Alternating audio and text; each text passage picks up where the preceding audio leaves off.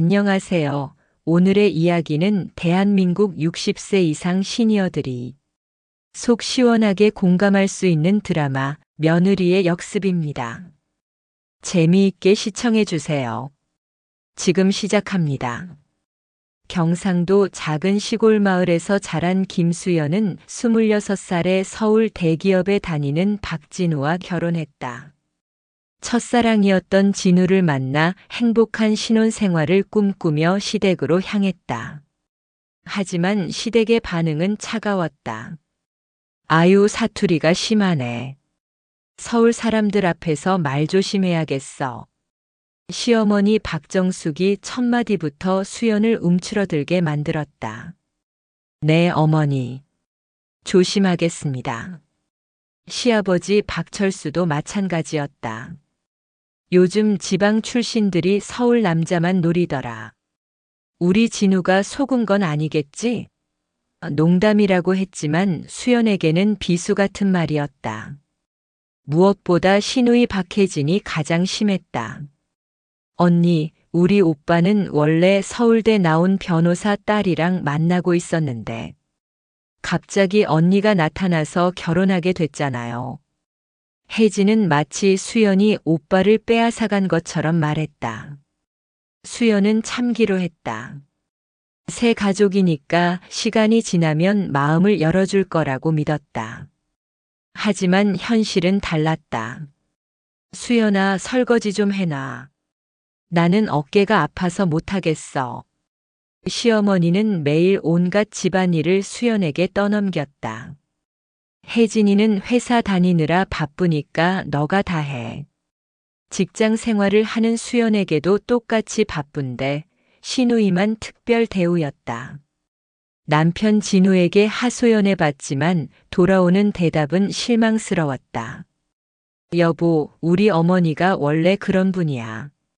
내가 조금만 이해해줘. 오빠, 나는 언니가 마음에 안 들어. 혜진이는 대놓고 수연 앞에서 그런 말을 했다. 수연은 점점 지쳐갔다. 친정에서 올라온 부모님도 시댁의 냉대를 받으며 일찍 돌아가셔야 했다. 우리 딸이 고생하는 것 같은데. 어머니가 걱정스러워했지만 수연은 괜찮다고 거짓말할 수밖에 없었다. 결혼 반년 만에 수연은 깨달았다. 이 집에서 자신은 며느리가 아니라 가정부 취급을 받고 있다는 것을, 그리고 남편마저 자신의 편이 아니라는 냉혹한 현실을. 하지만 아직은 참았다. 사랑하는 남편을 위해서라도 좋은 며느리가 되고 싶었다. 결혼 1년째 시아버지가 주식에 손을 대기 시작했다. 처음에는 작은 돈으로 시작했지만 점점 규모가 커졌다. 그러다가 결국 큰 손실을 보게 됐다. 이런 망할 주식이. 시아버지가 술을 마시며 중얼거렸다. 집안 분위기가 급격히 나빠졌다. 시어머니는 수연을 불러 앉혔다. 수연아, 우리 집 사정이 어려워졌어. 내 친정에서 좀 도와줄 수 있니? 수연은 당황했다. 어머니, 저희 친정도 여유가 없어서. 아니, 결혼할 때 내 아버지가 얼마나 큰 소리 쳤는데. 딸 잘 부탁한다고 하더니만 이럴 때는 도움도 안 되네. 시아버지도 거들었다. 요즘 지방 사람들이 서울로 시집와서 혜택만 보려고 하더라. 의리는 없고. 수연의 가슴에 비수가 꽂혔다. 아버지, 그건 너무하신 말씀이에요. 뭐가 너무해? 시집 온 며느리가 시댁 도와주는 게 당연한 거 아니야? 결국 수연은 친정에 전화를 걸어야 했다.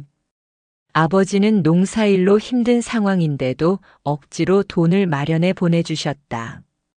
딸아, 괜찮다. 시댁과 사이 나빠지면 내가 힘들어진다. 하지만 그 돈도 시아버지의 도박성 투자에서 순식간에 사라졌다. 더 황당한 건 시어머니의 반응이었다. 내 친정에서 보낸 돈이 이것뿐이야? 정말 짠돌이들이네. 수연은 분노했다. 자신의 친정까지 모독당하는 상황을 더 이상 참을 수 없었다. 남편에게 토로했지만 진우의 반응은 여전했다. 여보, 우리 아버지가 실수를 하신 거야. 내가 조금만 참아줘. 언제까지 참아야 하는 거야? 내 친정까지 우롱당하는데? 좀 과장하는 거 아니야? 우리 부모님이 원래 직설적이셔서 그래. 수연은 허탈했다. 남편마저 자신을 이해해주지 않는 현실이 더욱 비참했다. 밤마다 베개를 적시며 울었지만 아무도 수연의 마음을 알아주지 않았다. 결혼 2년째 수연은 과로와 스트레스로 몸이 한계에 다다랐다. 아침 일찍 출근해서 밤늦게 집에 와서도 시어머니가 시킨 집안일을 다 해야 했다.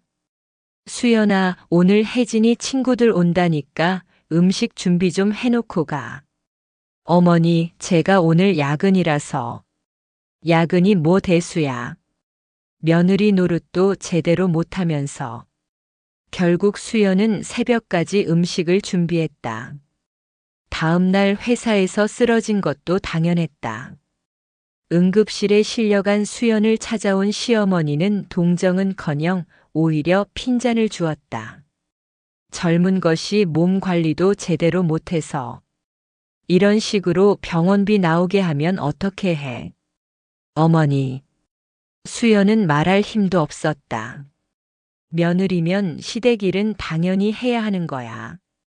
요즘 애들은 너무 나약해. 간병을 온 수연의 어머니가 시어머니에게 조심스럽게 말했다. 사부님, 우리 수연이가 너무 무리를 한 것 같아요. 좀 쉬게 해주세요. 뭘 쉬어요? 며느리가 시댁 일하는 게 당연한 건데. 요즘 애들이 너무 편하게 살려고 해요. 수연의 어머니는 더 이상 말하지 못했다. 딸을 위해서라도 시댁과 사이를 나쁘게 만들 수는 없었다. 그날 밤 혼자 병실에 누워있던 수연은 눈물을 흘리며 결심했다. 이제 더 이상 참지 않겠어. 내 인생을 이렇게 망칠 수는 없어. 하지만 겉으로는 여전히 착한 며느리를 연기했다. 복수를 위해서는 신중해야 했다. 수연은 퇴원 후에도 평소와 다름없이 행동했지만 마음속으로는 시댁의 약점을 찾기 시작했다. 첫 번째 발견은 시누이 혜진의 수상한 행동이었다. 결혼한 지 3년 된 혜진이 요즘 자주 늦게 들어오고 전화 통화할 때 숨기는 듯한 모습을 보였다. 수연은 냉정하게 생각했다. 이제 나도 가만히 있지 않겠어. 수연은 본격적으로 시댁의 비밀을 파헤치기 시작했다. 먼저 시누이 혜진부터 조사했다. 혜진이 자주 가는 카페, 만나는 사람들을 은밀히 확인했다. 한 달간의 추적 끝에 결정적인 증거를 잡았다. 혜진이 직장 상사와 불륜 관계를 맺고 있었던 것이다. 수연은 조용히 사진을 찍어두었다. 다음은 시아버지였다. 주식 실패 이후에도 몰래 도박을 계속하고 있었다. 경마장, 카지노, 심지어 불법 도박장까지 드나들고 있었다. 시어머니 몰래 생활비까지 갖다 쓰고 있었다. 가장 충격적인 것은 남편 진우의 비밀이었다. 회사에서 협력업체와 리베이트를 주고받으며 부정한 거래를 하고 있었다. 겉으로는 모범사원 행세를 하면서 뒤로는 비리를 저지르고 있었던 것이다. 정말 가족이 모두 똑같네. 수연은 모든 증거를 정리하며 차가운 미소를 지었다. 이제야 시댁 사람들의 진짜 모습이 보였다. 겉으로는 도덕적이고 품격 있는 척하면서 속으로는 모두 추악한 짓들을 하고 있었다. 특히 평소 며느리 도리를 강조하며 수연을 몰아붙였던 시어머니의 위선이 역겨웠다. 수연은 복수 계획을 세웠다. 한 번에 모든 것을 터뜨리는 것보다는 하나씩 차례대로 무너뜨리는 게 더 효과적일 것 같았다. 먼저 혜진부터 시작하기로 했다. 평소 가장 수연을 무시하고 괴롭혔던 사람이었기 때문이다. 다음 주에 있을 시아버지 생신잔치가 절호의 기회였다. 친척들과 지인들이 모두 모이는 자리에서 혜진의 불륜을 폭로하기로 결심했다. 수연은 평소보다 더 정성스럽게 생신 준비를 도왔다. 시어머니는 며느리가 부쩍 순종적이 된 것에 만족스러워했다. 역시 병원에 다녀와서 정신을 차렸나 보네. 하지만 수연의 마음속에는 차가운 분노가 끓고 있었다. 이제 시작일 뿐이었다. 시아버지 칠순 생신날 집안은 축제 분위기였다. 친척들과 지인들이 모두 모여 화기애애한 분위기를 연출했다. 수연은 평소보다 더 정성스럽게 음식을 준비하고 손님들을 접대했다. 우리 며느리 정말 잘했네. 이런 며느리 둔 게 복이야. 친척들이 시어머니를 부러워했다. 시어머니는 우쭐해하며 대답했다. 처음엔 시골 출신이라 걱정했는데 이제야 며느리 노릇을 제대로 하네요. 혜진은 남편과 함께 참석해 여전히 거만한 태도를 보였다. 언니, 이 음식 좀 짜네. 간 조절 좀 해. 수연은 웃으며 대답했다. 미안해요. 다음에는 더 신경 쓸게요. 생신상을 차려놓고 모든 가족이 둘러앉았을 때 수연이 조용히 일어났다. 시아버지 생신을 맞아서 가족들에게 하고 싶은 말이 있어요. 모든 시선이 수연에게 집중됐다. 시어머니는 며느리가 감동적인 인사말을 할 줄 알고 기대에 차 있었다. 그동안 저를 가족으로 받아주셔서 정말 감사했어요. 특히 혜진 씨가 저를 정말 예뻐해 주셨죠. 혜진은 어리둥절한 표정을 지었다. 평소 수연을 괴롭혔던 기억 때문이었다. 수연이 계속 말했다. 혜진 씨는 정말 가정적이고 남편분을 사랑하는 모범적인 아내세요. 그런데 분위기가 미묘하게 변했다. 그런 혜진 씨가 왜 다른 남자와 이런 사진을 찍으셨을까요? 수연이 스마트폰을 꺼내 사진을 보여주자 순간 좌석이 조용해졌다. 혜진이 직장 상사와 호텔에서 나오는 사진, 친밀하게 포옹하는 사진들이 선명했다. 언니, 이게 뭐야? 혜진이 소리를 질렀다. 사실을 말하는 거예요. 혜진 씨 남편분도 모르실 텐데 이렇게 공개석상에서 알려드리는 게 맞나요? 혜진의 남편 얼굴이 돌처럼 굳었다. 혜진아, 이게 뭐야? 여보, 이건 오해야. 언니가 나를 모함하는 거야. 하지만 사진은 너무나 명확했다. 시어머니가 떨리는 목소리로 말했다. 수연아, 이런 걸 왜 여기서? 어머니께서 항상 가정교육을 잘 시켰다고 자랑하셨잖아요. 그런데 딸이 이런 짓을 하고 있었네요. 혜진은 오열하며 자리를 박차고 나갔고 남편도 뒤따라갔다. 친척들은 당황하며 수군거렸다. 수연은 차분하게 말했다. 죄송합니다. 하지만 더 이상 숨길 수는 없었어요. 첫 번째 복수가 시작되었다. 혜진의 불륜 폭로 이후 집안은 발칵 뒤집혔다. 혜진은 남편에게 쫓겨나 친정으로 돌아왔고 시어머니는 체면이 구겨져 외출도 못했다. 진우가 수연을 다그쳤다. 왜 그런 식으로 했어? 가족 망신을 시켜서 기분 좋아? 당신 동생이 바람 피운 건 내 잘못이야? 그래도 조용히 처리할 방법이 있었잖아. 조용히 처리. 그동안 나한테 했던 짓들은 생각 안 해? 진우는 답답하다는 듯이 머리를 긁었다. 그래도 이건 너무해. 내 체면도 생각해야지. 수연은 속으로 냉소했다. 역시 자기 체면만 생각하는군. 시어머니도 수연을 원망했다. 내가 그렇게 할 필요가 있었니? 우리 혜진이가 실수한 것뿐인데. 실수요? 몇 개월째 계속된 불륜을 실수라고 하세요? 그래도 가족끼리는 덮고 넘어갈 수 있었잖아. 수연은 이제 확신했다. 이 가족들은 절대 변하지 않을 것이다. 자신들의 잘못은 실수나 어쩔 수 없는 상황으로 포장하면서 남의 아픔은 전혀 이해하지 못하는 사람들이었다. 그날 밤 수연은 두 번째 복수를 준비하기 시작했다. 이번에는 남편 진우 차례였다. 회사 동료를 통해 진우의 비리 증거를 더 확실하게 확보했다. 협력업체와의 부정한 거래 내역, 리베이트 수수 기록까지 모든 것이 명확했다. 내 체면을 생각해야 한다고. 좋아, 이제 당신 체면이 어떻게 되는지 보자. 수연은 진우의 회사 감사팀에 익명으로 제보할 준비를 했다.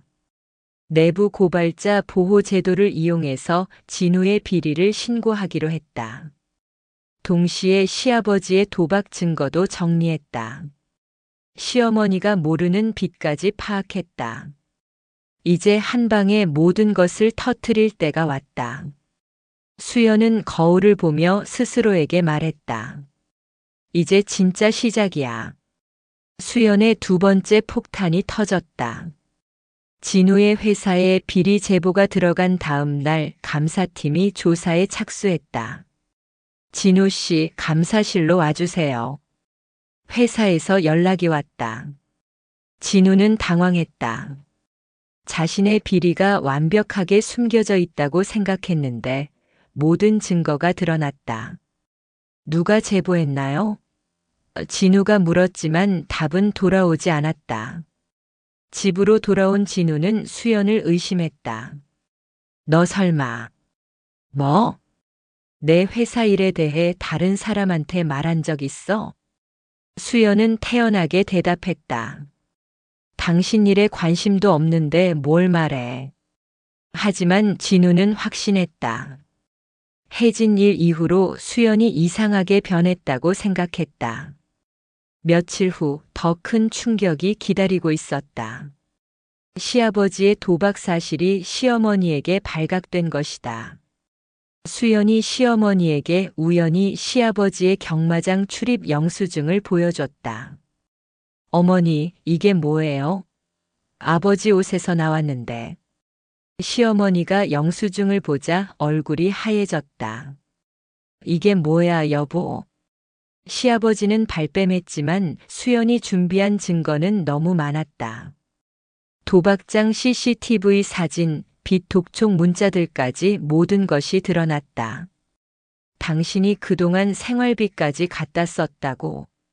시어머니가 소리를 질렀다. 여보, 내가 돈을 따서 집안을 일으켜보려고 했던 거야. 말도 안 돼. 우리 혜진이 이혼하고 진우는 회사에서 문제 생기고 이제 당신까지 이런 짓을. 시아버지는 결국 자신이 만든 빚이 얼마나 큰지 시인할 수밖에 없었다. 집까지 담보로 잡혀있는 상황이었다. 시어머니는 무릎을 꿇고 수연에게 빌었다. 수연아, 제발 우리 집 좀 살려줘. 내가 잘못했어. 어머니, 제가 뭘 어떻게 해요? 내 친정에서 돈 좀 빌려와. 아니면 내가 은행에서 대출 받아도 되고. 수연은 차가운 미소를 지었다. 어머니, 그동안 제 친정을 짠돌이라고 하시지 않았나요? 시댁이 무너지는 것을 지켜보며 수연은 속이 시원했다. 하지만 아직 끝이 아니었다. 모든 것이 드러난 후 집안 분위기는 최악이 되었다. 혜진은 이혼 수속을 밟고 있었고 진우는 회사에서 징계위원회에 회부되었다. 시아버지는 빚독촉에 시달리며 우울증에 걸렸다. 진우가 수연을 붙잡고 애원했다. 여보, 내가 잘못했어. 이제 다시 시작하자. 다시 시작? 웃기는 소리 하지 마. 그래도 우리 부부잖아. 이혼까지 생각하는 거야? 수연은 이미 준비해둔 이혼 서류를 꺼냈다. 응, 이혼할 거야. 진우는 충격을 받았다. 갑자기 왜 이래? 내가 실수한 거지. 이혼까지 할 이유가 있어? 실수. 몇 년 동안 계속한 게 실수야. 그건 어쩔 수 없는 상황이었어. 어쩔 수 없는 상황이었다고. 그럼 나는 그동안 내가 당한 건 뭐야? 진우는 할 말이 없었다. 그제야 자신이 아내에게 얼마나 무관심했는지 깨달았다. 수연이 계속 말했다. 당신과 당신 가족들은 나를 사람 취급하지 않았어. 종처럼 가정부처럼 부려먹기만 했지. 미안해, 정말 미안해. 내가 바뀔게. 너무 늦었어. 이제 내 인생은 내가 찾을 거야. 시어머니도 나서서 애원했다. 수연아, 이혼만은 안 돼. 우리 집안 체면이. 체면요? 지금까지 저한테 했던 짓들을 생각하면서도 체면을 말씀하세요. 내가 잘못했어. 앞으로는 정말 잘해줄게. 수연은 냉정하게 대답했다. 어머니께서 정말 잘해주실 거라면 이혼 서류에 사인해 주세요. 집안 전체가 발칵 뒤집혔지만 수연의 마음은 이미 결정되었다. 그날 밤 수연은 짐을 쌌다. 가져갈 것도 별로 없었다. 이 집에서의 추억은 모두 고통스러운 것들 뿐이었다. 나는 당신들 집에 종으로 들어온 게 아니에요. 이제 내 인생은 내가 찾겠습니다. 마지막 말을 남기고 수연은 집을 떠났다. 새로운 시작이었다. 이혼 후 수연은 원룸에서 새로운 생활을 시작했다. 처음에는 막막했지만 오히려 홀가분했다. 누구 눈치 보지 않고 자유롭게 살 수 있다는 것이 이렇게 행복한 일인지 몰랐다. 회사에서도 수연에 대한 평가가 달라졌다. 그동안 시댁 일로 스트레스 받으며 제대로 실력을 발휘하지 못했는데 이제는 달랐다. 수연 씨, 요즘 일할 때 표정이 많이 밝아졌네요. 동료가 말했다. 네, 개인적으로 좋은 일이 생겼어요. 실제로 수연의 업무 성과는 눈에 띄게 좋아졌다. 마케팅 기획안이 상부에서 좋은 반응을 얻었고 승진 대상자로 거론되기 시작했다. 퇴근 후에는 그동안 하지 못했던 것들을 하나씩 시도했다. 요리 수업, 영어 회화, 심지어 창업 준비반까지 등록했다. 이렇게 배우고 싶은 게 많았는데 그동안 시간이 없었구나. 수연은 새로운 자신을 발견하는 재미에 빠져들었다. 몇 달 후 수연은 작은 온라인 쇼핑몰을 창업했다. 시골에서 배운 손재주를 살려서 수제 액세서리를 만들어 판매하기 시작한 것이다. 처음에는 주변 지인들이 주문해주는 정도였지만 점점 입소문이 났다. SNS 마케팅도 공부해서 직접 하니 매출이 꾸준히 늘었다. 언니 정말 대단해요. 이혼하고 나서 완전히 다른 사람 된 것 같아요. 친구 미영이 감탄했다. 나도 몰랐어. 내가 이런 일을 할 수 있을 줄. 무엇보다 수연을 놀라게 한 것은 동네 어르신들의 반응이었다. 혼자 사는 젊은 여성을 걱정해서 반찬을 나눠주시고 아플 때는 병원까지 데려다 주셨다. 수연아, 혼자 살기 힘들지? 뭐 필요한 거 있으면 언제든 말해. 할머니 고마워요. 혼자 살아도 정말 괜찮아요. 이전에는 시댁 사람들한테만 잘 보이려고 애썼는데 정작 진짜 따뜻한 사람들은 곁에 이렇게 많았다. 사업도 점점 번창했다. 직장과 병행하다가 아예 퇴사하고 사업에 전념하기로 결정했다. 매출이 생각보다 좋았고 무엇보다 자신이 하고 싶은 일이었다. 정말 신기해. 결혼할 때는 내가 이렇게 독립적인 사람인지 몰랐는데. 수연은 과거의 자신을 되돌아보았다. 시댁에서 눈치 보며 살던 그 시절이 마치 다른 사람의 인생 같았다. 1년 후 수연의 쇼핑몰은 제법 알려진 브랜드가 되었다. 직원도 3명이나 채용했고 오프라인 매장도 준비하고 있었다. 새로운 인생이 시작되었다. 수연이 이혼한 지 2년이 지났다. 그동안 시댁 소식을 전해들을 기회가 몇 번 있었다. 모두 좋지 않은 소식들이었다. 진우는 결국 회사에서 해고당했다. 다른 직장을 구하려고 했지만 비리 전력 때문에 쉽지 않았다. 지금은 작은 업체에서 과거보다 훨씬 낮은 연봉을 받으며 일하고 있다고 했다. 혜진은 이혼 후 우울증에 걸려서 정신과 치료를 받고 있다. 아이 양육권 문제로 전 남편과 법정 다툼까지 벌이고 있다는 소식이었다. 시아버지는 도박 빚 때문에 결국 집을 팔아야 했다. 지금은 작은 전셋집에서 살면서 여전히 빚 독촉에 시달리고 있다. 가장 안타까운 것은 시어머니였다.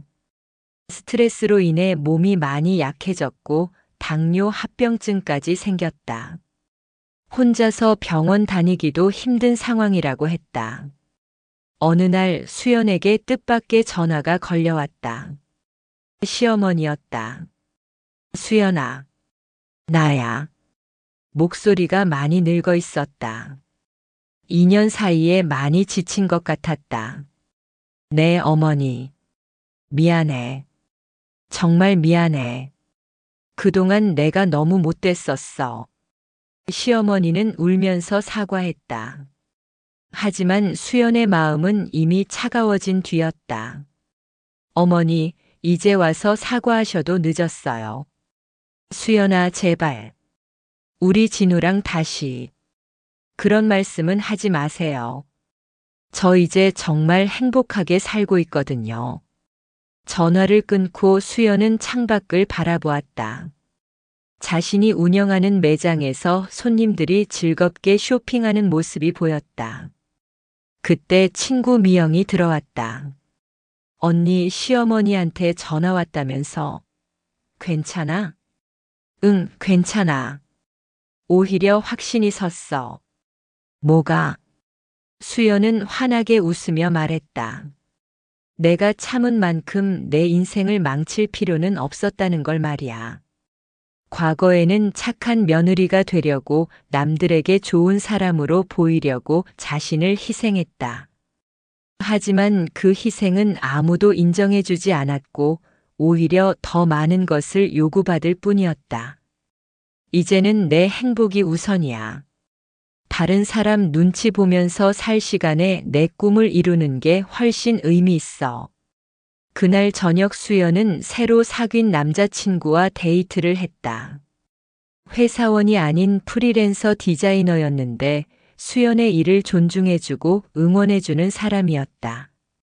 오늘 기분이 특별히 좋아 보이네. 남자친구가 말했다.